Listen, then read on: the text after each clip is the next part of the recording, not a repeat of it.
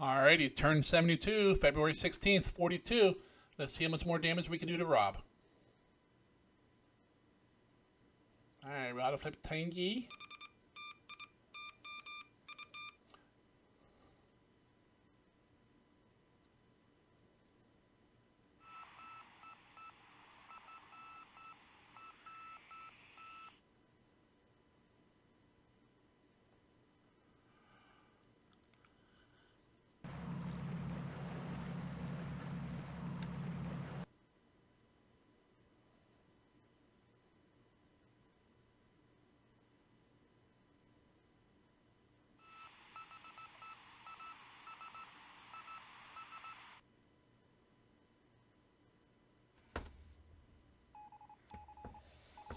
Alright, morning air phase.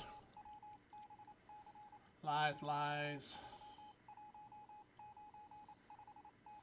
Alright, bad weather, bad weather, bad weather. Wow, really? Bad weather, bad weather. Come on.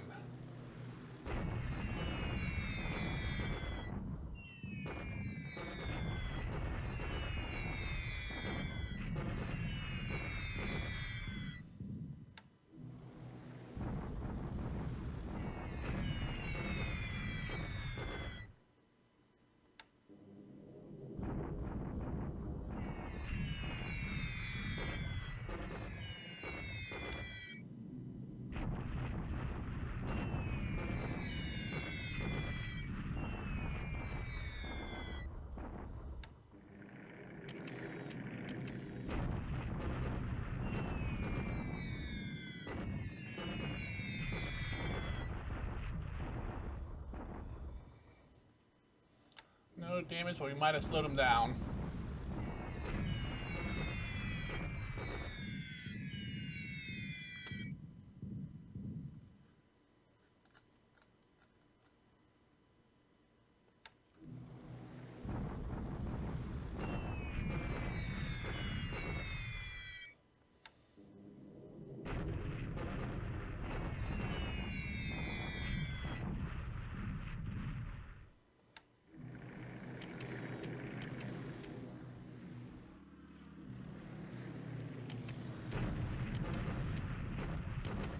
Really?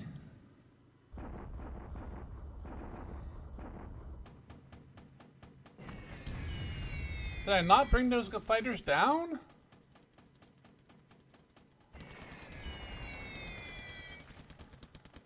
$6,000 feet. They're at 1,000 feet. And where are we at? 15. I thought I brought them down lower than that.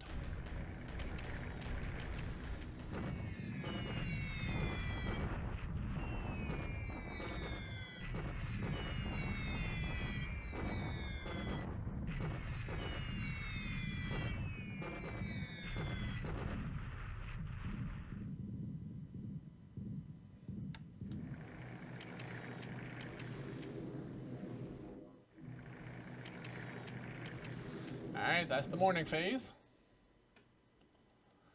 Afternoon phase, maybe we'll get a little bit better weather for us. Or not.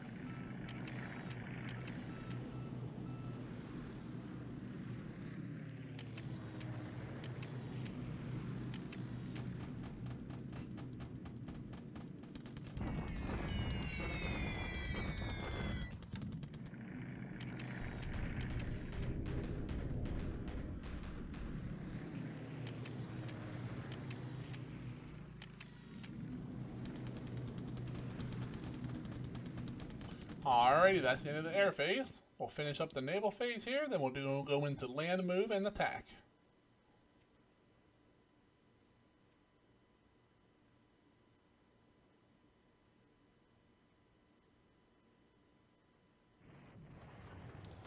Woohoo! Bonsai! I can smell the oil already. Bonsai!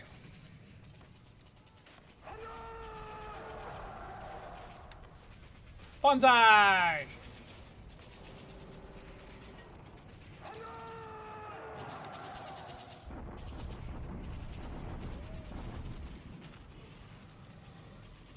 One to 8, nice.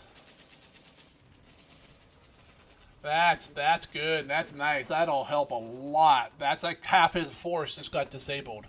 Don't know what'll be ready for next turn, but that's a good move for us. Bonsai.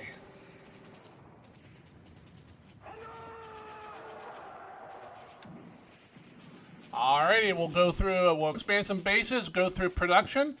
When that's done, we'll pause the video, grab some saves, grab some data, come back. We'll go over the turn.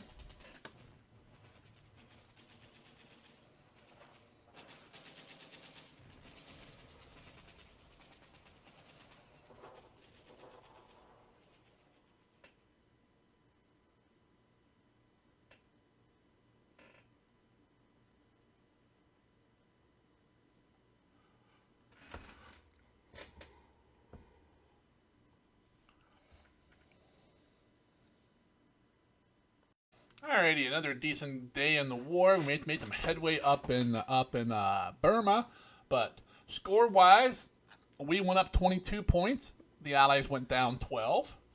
In the air, he lost 2. We lost 1. We lost a node ops. He lost a PBY-5 and a P-40 APG. So 1 aircraft, wounded pilot. All right, good. He didn't die. Incoming, we got nothing in the air really coming for like 50 days, nothing major. I mean, we have a carrier coming and some float planes, but nothing of any real significance. 14 days to the Junyo, which means 12 for the Yamato, which means 7 for the Noshiro. Give you a quick look at sunken ship list here. The big guys. Repulse, Prince of War. The top bunch are, I mean, we got a bunch of high-end Allied ships, bunch of light cruisers there. We got a couple, we lost an AMC, we lost a tanker, we lost an AP, a couple AKs, but mostly in the first page we have 1, 2, 3, 4. We have 5 ships on the first page. Everything else is Allied. Down in the ground reinforcements, we got 21 days to a bunch of port units, 9 days to those 2 garrison / regiment size units, 23 days to another assault division, 26 days to a bunch of artillery and such. So nothing really big coming, no divisions or nothing like that coming yet, but we have units coming almost every couple days, mostly like miscellaneous support units, but we can definitely use more engineers, more AV support. I will never turn those down. Should have nothing destroyed. Yep. Let's go ahead and look at production, engines, and aircraft. 31, 42, 48, 51, 56 engines. Let's see, 55, 222, 111. All right, standard production there. Might want to stop the Kates. We have 121 Kates. That's quite a bit. Probably stop the Nels for a little bit. 200 and some zeros. I don't know if we want to stop those. We could probably upgrade a bunch of units in Japan from claws to zeros, but I'm not sure I really want to. Some of those are permanently restricted, so. I mean, I guess I can. I mean, eventually you want to get them out of claws and then do zeros and do better zeros, because at some point you will be using those in defense of your industry. Device production, I should say. Made some medium tanks, a bunch of those. And that's about it. And down to basically the free stuff. All right. So it was a tank day. That's why my vehicle points dropped so much. Hey, let's go ahead and flip over to Combat Reporter. We'll take a look and see what that has to show for us. See, not a whole lot happened on ground. We captured the Jambi against no one. We got all 250 oil is secured. So that's 2,500 oil a day now we are producing. It'll go down the road to Palembang so we can ship it out. We captured the dot base Lahat with our tanks to the west there. Once again, against no one. We paradropped Ramri Island against nobody. We took that base as well. basically I'm taking that because I want to use that base as a forward position, and I want to make sure that nobody escapes up the coast without me knowing it, or comes down the coast. We captured Tabali with our tanks there, once again against no one. And at last show, the Chinese unit there attacked. We did pretty good despite having high fatigue. He got 1 to 8 odds. We had 12 wounded. He has 132 wounded and killed. So I think we're gonna be safe here for a while because that's about half that unit. Now some of those, of course, will be healed for the next day. Repaired, whatever you want to call them. But that's a big blow to them and should slow them down trying to take that base back. Amphibious wise, we landed at Bayak. Air wise, bombed some Chinese troops, bombed some British/Burma troops. His Dutch bombers attacked my ships at Palembang. Once again, my Oscars were too high. I thought I brought them down lower, but apparently I only brought them down to 15,000 feet. So the bomber slipped in underneath them again. And he came in. Luckily, he missed both the ships that they attacked. And that's about it. Oh yeah, B-17s bombed me at Suva again. They're coming out of Pago. Signal intelligence, nothing of any use. Ops report, transporting the last of the mixed brigade up into Lashio. Dropping, there's a paradrop. See, replacements. Some maybes are back in the pool. Repairs. We repaired a sub at Truck. Maintenance. Yeah, down to maintenance. That's just pretty much when your planes are either have too high of damage to them, or the fatigue on the aircraft is too high. They'll pull it off the line for maintenance. If you use the units constantly, they will automatically do this, but you do risk chances of losing the airframe and or the pilot when they crash. If you stand down the air units, they will automatically, after a day or two, pull all the high fatigued aircraft off the line and put them into maintenance automatically. So when you look at your air units, actually I can show you. Let's just find any air unit. Let's do the Sonyas. If you go here to the planes tab, you can see how long they think it'll take to repair it, what kind of damage that individual aircraft has, and the fatigue. Fatigue is just daily wear and tear on the aircraft. Once this starts getting higher, like 30s, 40s, 50s, it starts impacting their. I don't know if it impacts performance, but it does impact the chance of the aircraft going down from any kind of damage or just plain ops losses. If you take them off the line, it will pull them out. If I come over into Burma, I think I have some fighters down in for maintenance. Is it this unit? No, one of them I believe I have. Is it here? Of course not. I won't be able to find it now. Here we go.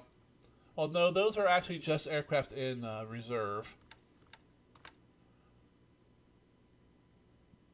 Maybe it's this unit. One of these. No, but you can see these have up in the 20s. There's a 40s, 30s. Of course, I can't find any good examples for you guys. I do apologize. I thought I could. Those are in reserve. There's a 40, 30, 40s. See, the fatigue slowly creeps up. This is damage. Now, this isn't damage as in the aircraft can't fly, as in they're marked in the damage category. It's just minor damage, minor holes, minor issues with the plane. It can still fly and do its job, but pretty sure this affects its performance. At least it should to some degree. Or at least a chance of the aircraft coming back after the mission. But let's go back to Combat Reporter. Intel, we expanded an airfield, he expanded a port. And we got an AK at Canton. That's pretty much it for Combat Reporter. We're already over here in Burma. Let's take a look. We held off the attack at Lashio, which is good. Might as well build a fort if I can. We took Ramri here. we are attacking here. We're moving up into this square. We're moving up towards McTilla. We're coming up to take Magway and the nice oil reserves there. Nice good thing about this, one of our house rules is no strap bombing until 43. So I'm going to have 6 months, 8 months to suck all the oil I can out of here before he bombs it flat. Magwai is it's always the first base, oil base that you lose because it's too exposed. Unless you come up and take southern India, Magwai is always bombed flat. It's just too easy for him to bring the heavy bombers in and just flatten the oil. And it doesn't matter how many fighters you put there, you can't shoot down enough B-17s and such to stop him from bombing it. Because they'll come in and they'll say like 2 oil hits, and you look, it's like 120 oil down. And it's definitely not worth repairing any oil up here, because you're going to lose it. Unless you plan on taking and holding southern India, there's no point in repairing almost anything up in Burma. Down in Malaya, everything's looking fine. We still got a few units moving around. Still loading up some troops in that as singers.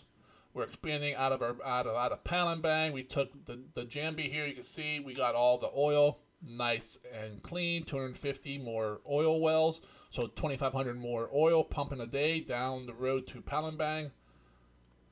We're slowly repairing the oil here. We've repaired so far 6. We're slowly repairing the oil at Mary. We've repaired 48 so far. Brunei's all repaired. The extra oil bases up in Manchuria, I think it is almost fully repaired as well. I can show you that. Come in here, go to oil. Let's see, what's the base name right there? Anshan starts with half the oil damage. 75 is damaged, so I'm slowly repairing that. There's Boella has 5 damage. I am not going to repair that. Right there is Miri. You can just go ahead and actually just sort by repair. You can see where I'm repairing it. Anshan, Miri, Bengalis, which actually doesn't need any repairing, and Palembang. So that's the oil that we're repairing all the way up. Get it out of there. Borneo, not a whole lot going on here. We're just getting ready to we're trying to catch up to these guys so we can spank them and then chase them all the way down. Once we get these guys out of here, we'll pull this regiment out and go somewhere else with it. Luzon is ours. We're starting finally to load troops up here. The port isn't large enough to hold all the ships to take the full division, so I have to do it in parts. And we're going to start coming down and taking all of these bases with them. Mindanao is almost completely pacified. He has 2 bases left, 3. Looks like he's making a stand up at Malay Belay. No surprise, that's where most people do it because of the terrain. Nothing going on here in the DEI, New Britain and Solomon area. Just capturing all the remaining unoccupied dot bases and such in the Solomons and around the Bismarck Sea. While we wait for our troops to march up to here to take this, then we still have to take Buna, which probably has the remnants of the troops from Port Moresby there. Down here at Fiji, we dropped off an air headquarters and a construction unit. Those are both moving over to Suva. I want to build Suva up to at least a lot like a size 5 airfield and operate some fighters and some netties, Nels or Betties out of here. The air headquarters will let us use torpedoes on them, which will make him have to build these guys up here if we don't take them, and or bring carriers if he wants to assault this area. Not much going on in the Marshalls. Just slowly pulling all the extra base forces out of there. We got another base force coming down. Oh no, yep, special base force and an AA unit. Resources heading north out of truck. Not a ton, but we got ships heading back to Japan. No reason not to send them with resources. Every time you send someone back to Japan, if you have a chance to load resources or oil or fuel or heck even supplies from a base that doesn't need 20,000 supply, load it up and take it back to Japan. You don't pay extra if you're going back with cargo. The fuel costs, the maintenance is all the same, so you might as well use stuff going both ways and get more efficient. Let's see our oh my god, picket line. There we go. I couldn't think of it. Extreme, partial, heavy, light rain. Partial. Okay, let's take a look at one of these guys. Still has 33,000 endurance. That's plenty. Hauling in a bunch of resources and some oil. There we go. We're finally loading up all those naval guard units out of Tokyo that arrived a couple of days ago. We're sending those out. We got attack forces down in Okinawa Islands, picking up the little bit of resources that produce there. I know some people just let it sit there, and I just run these. I use these little guys.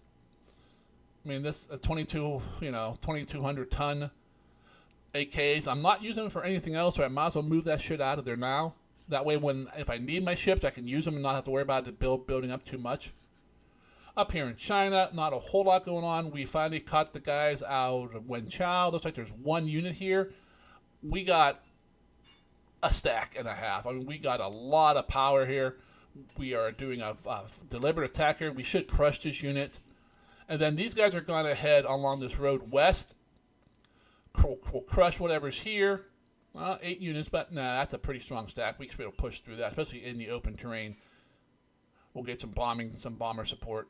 We'll push right over here and either head up towards this way or come down here and take Kanxian.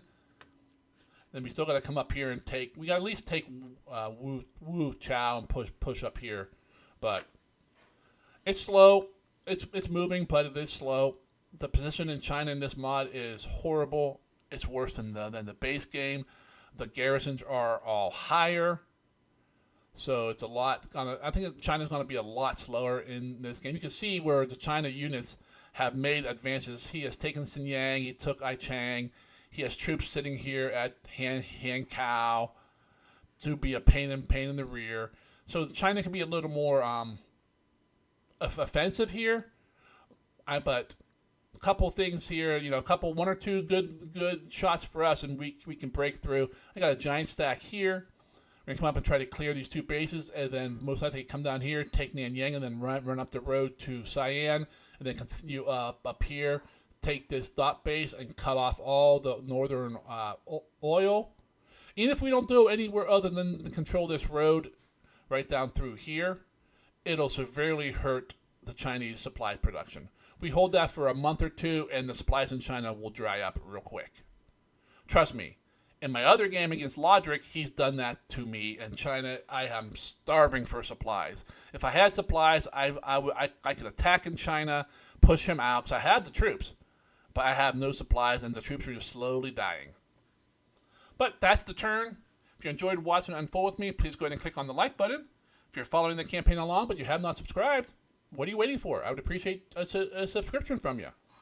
And until the next turn comes in, you guys all have yourself a great day, and I'll see you later.